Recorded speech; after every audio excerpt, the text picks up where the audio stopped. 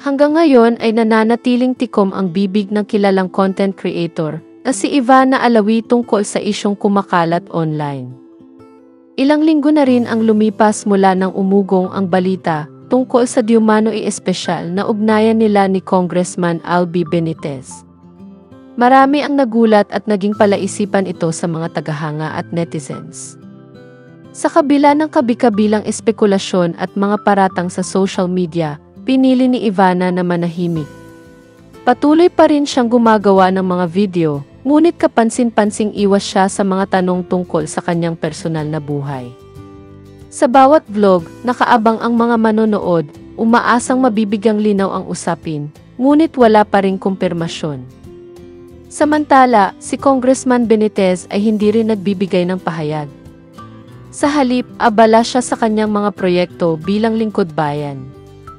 Habang tumatagal, lalo lamang lumalalim ang interes ng publiko sa tunay na estado ng relasyon nilang dalawa.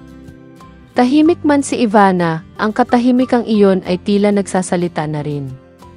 Ngunit sa huli, tanging sila lamang ang tunay na nakakaalam ng totoo. At sa mundong puno ng ingay at intriga, marahil ay mas pinili nilang panatilihing pribado ang kung anuman ang meron sa kanila.